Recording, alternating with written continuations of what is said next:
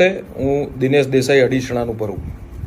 આજે જે ભાઈ કલાકાર વિજય સુવાળાનો હમણાં છેલ્લો મેં વિડીયો જોયો, એમાં એમને ઘણી બધી વાતો કરી. એ વાતોની શું સત્યતા છે અને એમાં શું તથ્ય છે એ જણાવવા માટે આપ સમક્ષ હાજર થયો છું. એમને વાત કરી રબારી સમાજની દીકરીઓની વાત કરી.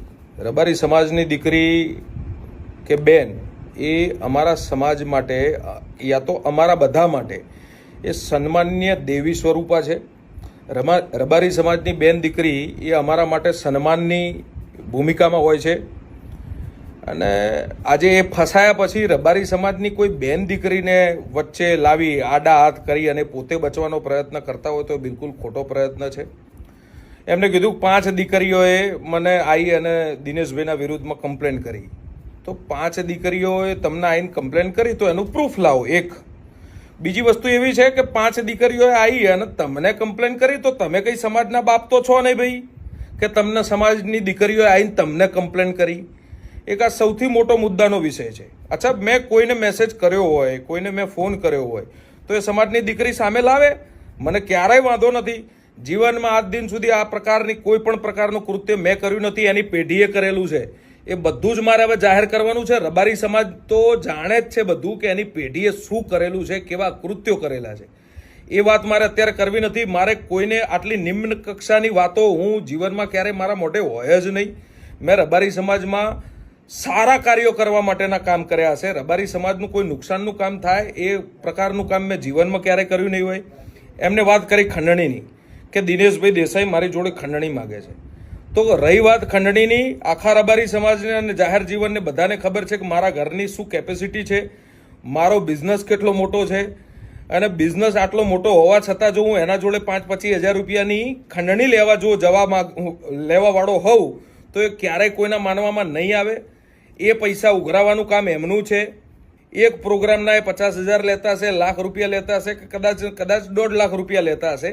તો એમાંથી કંઈ 50,000 રૂપિયા મારે લેવાના હોય એવું ક્યારેય હોય જ ના શકે.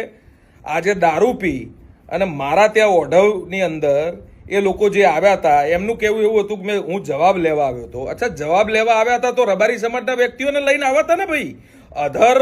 અધર કાસ્ટના વ્યક્તિઓ જે ક્રિમિનલ રેકોર્ડ સાથે જોડાયેલા છે, જેમના બધાના ઉપર ગુજકો એક્ટ લાગેલી છે, અલગ અલગ પ્રકારના ગંભીર ગુનાઓ દાખલ થયેલા છે, તો એવા વ્યક્તિઓને શા માટે તમારે ભાઈ જવાબ લેવા લઈને આવવા પડે? જવાબ લેવા આવ્યા હતા તો રબારી સમાજના લોકોને લઈને આવ્યા હતા. તમે રબારી સમાજના લોકોને તો લઈને આવ્યા નથી. દારૂ પીને આવ્યા છો તમે પોતે, એ પણ તમે અને નહીં સીસીટીવીમાં દેખાય છે. તમે એવું કહો છો કે હું ત્યાં ગયો જ નથી. તમારું મોબાઈલ લોકેશન ત્યાંનું બોલે છે, તમે સીસીટીવીમાં દેખાવ છો. એ બીજા સીસીટીવી તમે જે પબ્લિશ થયેલા સીસીટીવી જે જોવો છો ને એના ઉપર એટલું ના વિચારી લેશો કે હું એમાં નથી દેખાતો. એ સિવાયના બીજા સીસીટીવી હજુ અમારી જોડે છે. એટલે તમે એવી વાત તો કરશો જ નહીં કે હું ત્યાં હતો નહીં. બીજી વાત કે જેટલા લોકો આવ્યા હતા એટલા લાકડીઓ અને તલવારો લઈને આવ્યા હતા, તો એ શું જવાબ લેવા લાકડીઓ અને તલવાર લઈને કોઈ વ્યક્તિ આવે ભાઈ? એટલે આવી ખોટી લોકોને ગેરમાર્ગે ના દોરશો. તમારું પાપ અટકાવવા માટે તમારા પાપનો ઘડો ફૂટી જવાની તૈયારીમાં છે ત્યારે તમે સમાજની દીકરીનું નામ લો છો, આટલી નિમ્ન કક્ષાની વાત કરો છો. એ પ્રકારનો વ્યક્તિ હું છું નહીં, ક્યારેય આવી નિમ્ન કક્ષાની વાત નહીં કરું. રહી વાત કે જ્યારે ત્યારે રબારી સમાજના કોઈ પણ ખરાબ સારા પ્રસંગોમાં મારી હાજરી હોય છે. એક પણ એના કાર્યક્રમમાં હું ક્યારે ગયો હોઉં તો તમે મને બતાવો. તમે મને પ્રૂફ કરીને આપો કે હું તમારા કોઈ કાર્યક્રમમાં આવ્યો છું. કાર્યક્રમમાં જ તમારા નથી આવતો ભાઈ. 4 વર્ષથી તમારો મારો કોઈ સંપર્ક નથી, તો શેના માટે ભાઈ તમે મારું વારંવાર નામ લો છો? સિંગલ મારું આઉટગોઈંગ મારા ફોનમાંથી નથી આ 4 વર્ષમાં કે ક્યારેય મેં વિજય સુવાળાને સામેથી ફોન કર્યો હોય, વિજય સુવાળાના મિત્રને મેં ક્યારેય સામેથી ફોન કર્યો હોય. તમે આવી વાહિયાત વાતો સમાજ સામે મૂકો છો.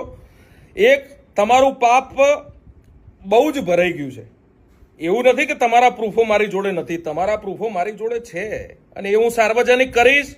તો તમે કોડીના નહીં રહો ભાઈ. તમારા પરિવારના બધાના પ્રૂફો મારી જોડે છે. જો એ હું સાર્વજનિક કરીશ તો તમે કોઈ કામના નહીં રહો. રહી વાત ધમકીની, ખંડણીની, તો મારું ઘર ધમકી આપે એવું ક્યારેય કામ ના કરી શકે. હું ક્યારે કોઈ વ્યક્તિ જોડે ખંડણી માગું એવું ક્યારેય ના બની શકે. એટલા માટે ના બની શકે કે મારી પોતાની ફાઇનાન્શિયલ ઇન્કમ સારી જ છે, મારી ફાઇનાન્શિયલ કેપેસિટી સારી જ છે. હું ક્યારે પૈસા ઉઘરાવા જતો જ નથી. હર હંમેશા રબારી સમાજના સારા અને નરસા કામમાં હું ખડે પગે ઊભો છું. એ રબારી સમાજ જાણે છે. મારે કોઈને મોઢે કહેવા નથી જવાનું. રહી વાત આ બેન દીકરીની કે 5 દીકરીઓ આવીને તમને કીધું, તો ભાઈ તમે સમાજના ધણી છો નહીં કે તમને 5 દીકરીઓ આવીને કીધું. અચ્છા, તમને 5 દીકરીને હું તો કહું છું, એક દીકરીએ કીધું કે દિનેશભાઈ દેસાઈએ મને મેસેજ કર્યો, તો એનું પ્રૂફ લાવો. એ પ્રૂફ હશે તો જ આગળ વાત થશે. હવે બાકી હવે આ એફઆઈઆર જે થઈ છે, તમે જે કૃત્ય કર્યું છે એમાં એફઆઈઆર થઈ છે. તમે જે ખરાબ કારનામું લુખાઓ લઈને આવીને કર્યું છે એમાં એફઆઈઆર થઈ છે. અને જો જવાબ લેવા તમે મારી જોડે આવ્યા હતા, રબારી સમાજના લોકો જવાબ લેવા આવ્યા હતા, તો દિવસે પણ આવી શકે ભાઈ. અને એ વડીલોની વાત હતી તો વડીલોને પણ મળી શકે.